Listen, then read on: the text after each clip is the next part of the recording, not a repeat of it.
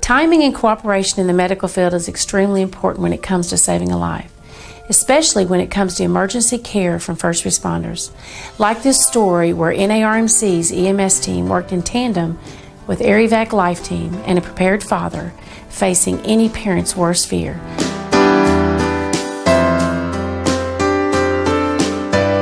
Hi, I'm Kim Rawson, and on this episode of My Community, My Hospital, we'd like to share with you an incredibly frightening story that no parent would ever want to face. Levi and his wife Rebecca discovered the most chilling sight no parent should ever see.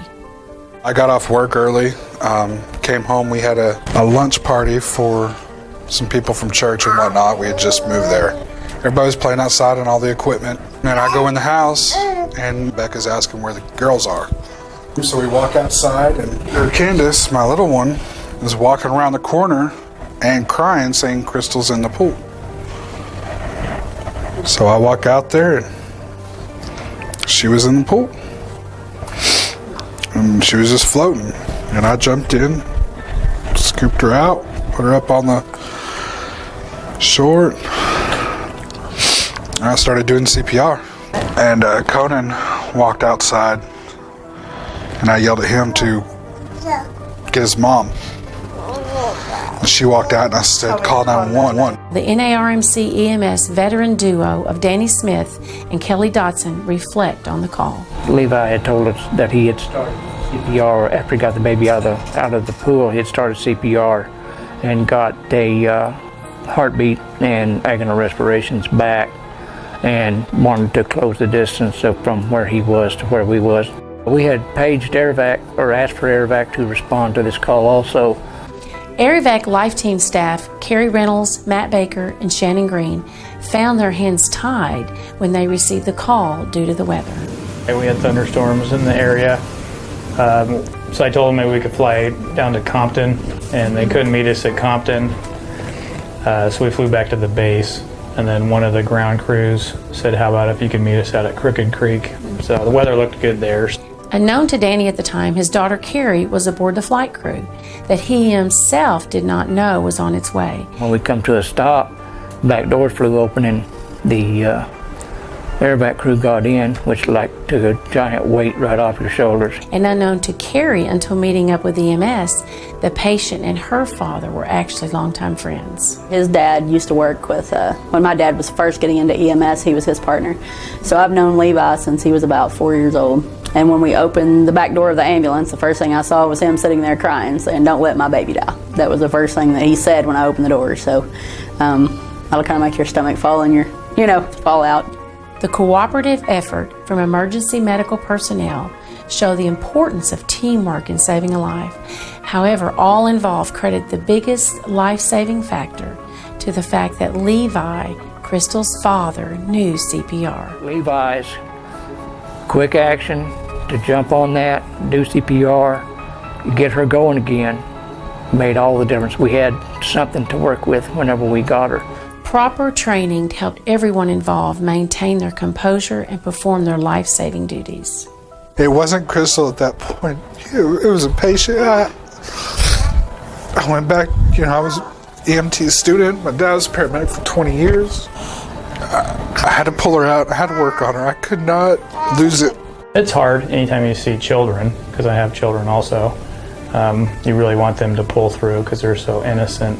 They train us, all the time, scenarios, focus on your job. And you do what you have to do at that moment, and then you can fall apart later. You kind of put the mom or dad or whatever kind of aside for a little while and do your job. Once getting Crystal to Mercy Hospital in Springfield, all they could do was hope and pray for the best possible outcome in the most horrible of circumstances. The next morning, Levi texted me and said that she was awake and was wanting a hug from him. And that blew me away because baby was in cardiac arrest as well as respiratory arrest whenever he pulled her from the pool. And usually that leaves, long-term problems, especially from hypoxia. Good Lord had his hand on her shoulder and riding with us because that baby walked out of the hospital with absolutely no deficits whatsoever. You too can be better prepared for when the unthinkable happens by learning hands-only CPR. And you can learn more about that by contacting our EMS and watching this somewhat cute but all too important video. Hey everybody, I need you to get your cell phones out. And Brian, tell them why. We at NARMC EMS are dedicated to equipping our community with the ability to save a life. Man, that call was ridiculous. Hey man, it could have gone either way. Open your eyes, man. That wasn't even close. Chill, there's a lot of game left.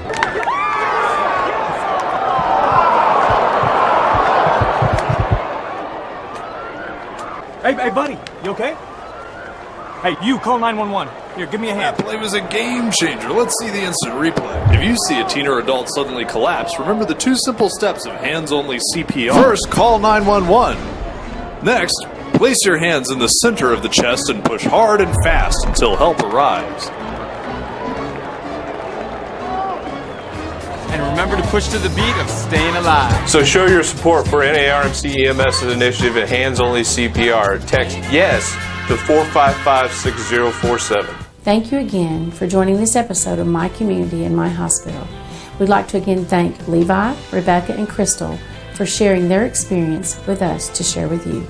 And thank you to the NARMC EMS team of Danny Smith and Kelly Dotson and Arivec Life Team members, Carrie Reynolds, Matt Baker, and Shannon Green for their professionalism and expertise in saving little Crystal's life.